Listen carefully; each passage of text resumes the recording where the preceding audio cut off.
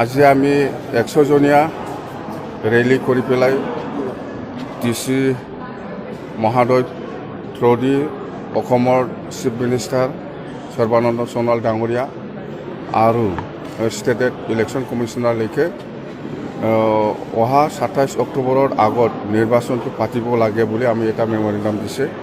মুঠতে আমাক governor rule আৰু নালাগে, সেইখিনি কথা। আৰু আমি পেপাৰী পত্ৰই ওলাইছিল 2-3 দিন আগত যে BTCত এতিয়া নিৰ্বাচন নহ'ব বা BTCত গভৰ্ণৰ ৰুলটো আৰু এক্সটেনশ্যন হ'ব 6 মাহ, এইবিলাক কথা ওলাইছিল। সেইকাৰণে আমি এতিয়া BTC 4খন জিলাত আমি বিভিন্ন ধৰণৰ ডেম'ক্ৰেটিকভাৱে ইলেকশ্যনৰ কাৰণে ইলেকশ্যন যে লাগে সেইটো কথা লৈ আমি আন্দোলন কৰি যাওঁ। যেতিয়ালৈকে নিৰ্বাচন ঘোষণা নকৰিব তেতিয়ালৈকে আমাৰ আন্দোলনটো চলি থাকিব। বিভিন্ন ধৰণৰ আজি গোসাইগাঁৱত কৰিছে, আপোনালোকে গম পায়, কাজলগাঁৱতো কৰিছে, গম পায়, বিজনীতো কৰিছোঁ, আৰু আজি কোকৰাঝাৰত 4টা জেগাত আমি কৰিছোঁ। আৰু অহা সোমবাৰত আমাৰ গোসাইগাঁও, কোকৰাঝাৰ, বিজনী আৰু কাজলগাঁৱত মহিলাসকলে এটা প্ৰগ্ৰাম ল'ব। আমাৰ আজি কৰা নিচিনা 100 জনীয়া ৰেলী কৰি পেলাই ডিচি মহোদয়ৰ তাত একে উদ্দেশ্যলৈ এই আন্দোলনটো কৰা হ'ব।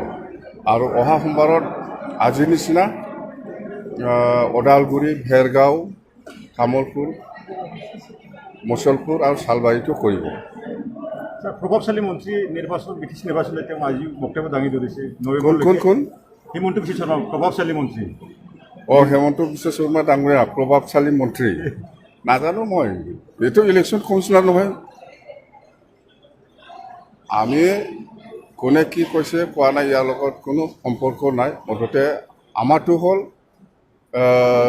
CM ছাৰক আমি জানো, CM ছাৰে ইলেকশ্যন পাতিব লাগে, এই কথা। কোনো অসাংবিধানিক কথা নহয়। আজি ইয়াত কোনো ডেভেলপমেণ্টেৰ পেকেজৰ কাৰণে ফিটা কাটিবলৈ অহা নাই, ইয়াত কোনো পইচা বিলাবলৈ অহা নাই। এটা চুক্তি ভাৰত চৰকাৰৰ লগত হৈছিলে। আজি BTRতহে, এই অঞ্চলতহে ইলেকশ্যন চলি আছে, ভাৰতবৰ্ষতো ইলেকশ্যন চলা নাই, অসমতো ইলেকশ্যন চলা নাই। গতিকে ভাৰতবৰ্ষই কৰা আজি একৰ্ড এটা ইমপ্লিমেণ্ট কৰিছে, এইটো কেতিয়াও অসাংবিধানিক হ'ব নোৱাৰে। তেখেতে নিজৰ ৰাজনীতিক লাভালাভৰ কাৰণে এই কথাটো কৈছে, কিন্তু ইমান মানুহ শ্বহীদ হৈ গ'ল, চবৰ আশা আকাংক্ষা ইয়াত নিহিত হৈ আছে, এই কথাটো তেখেতে ইগন'ৰ কৰি কৈছে। এইটো এটা ইৰেছপনচিবল ষ্টেটমেণ্ট বুলি ক'ব বিচাৰোঁ মই।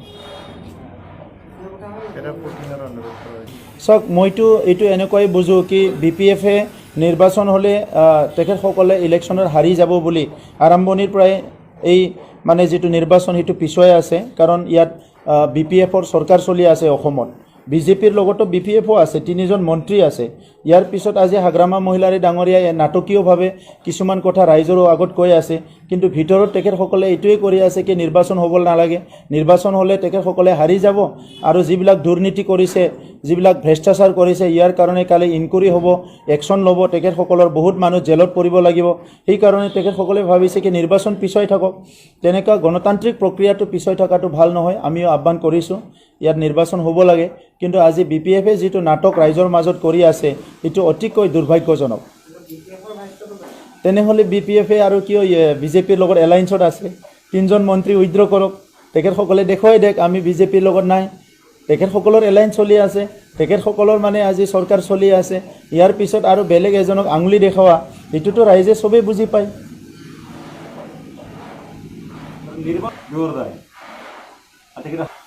নিৰ্বাচন আজি নহয় কালি হ'ব।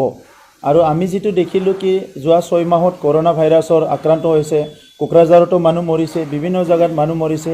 এইকাৰণে গোটেই বিশ্বত কৰোণা ভাইৰাছৰ পৰিৱেশ আছিলে, এইকাৰণে নিৰ্বাচন পিছুৱাই আছিলে। এতিয়া সুপ্ৰিম কোৰ্টে ঘোষণা কৰিছে কি নিৰ্বাচন হ'ব পাৰে। চেণ্ট্ৰেল যিটো ইলেকশ্যন কমিশ্যন আছে তেখেতসকলে ক'ভিড প্ৰট'কল এনাউন্স কৰিছে, বিহাৰ ইলেকশ্যন হ'বলৈ গৈ আছে। এইকাৰণে এইবিলাক যুক্তিত ক'ব পাৰে কি নিৰ্বাচন হ'ব লাগে। বাকী বেলেগ তেখেতসকলৰ যিটো কথা তেখেতসকলে ক'বলৈ বিচাৰিছে এই কথাবিলাকৰ কোনো যুক্তি নাই। আৰু আজি এটা গণতান্ত্ৰিক প্ৰক্ৰিয়া চলি থকাটো চবে বিচাৰে, গভৰ্ণৰ শাসন চলি আছে, এইটো কনষ্টিটিউশ্যনেলি ইয়াৰ প্ৰভিজন আছে। যেতিয়া নেকি তেনেকুৱা এটা সিচুৱেশ্যন আহে তেতিয়া গভৰ্ণৰে এইটো চোৱা চিতা কৰিব পাৰে। সেই হিচাপে গভৰ্ণৰে চোৱা চিতা কৰি আছে কিন্তু গভৰ্ণৰটো পাৰ্মানেণ্ট নহয় ইলেকশ্যন হ'বই আজি নহয় কালি ইলেকশ্যন হ'ব আৰু ইলেকশ্যন হ'বই লাগিব এই কথাটোক লৈ পেলাই আজি তেখেতসকলে আননেচেচাৰী এটা ড্ৰামা কৰাৰ কোনো যুক্তি নাই তেখেতসকলৰে 3জন মন্ত্ৰী আছে এই মন্ত্ৰী থাকি পেলাই আজি যদি ইয়াতে নাটকীয়ভাৱে ধৰ্ণা দিয়ে ৰেলী কৰে ইয়াতকৈ আৰু লাজ্জাজনক কথা একো নাই তেনেহ'লে তেখেতসকলৰ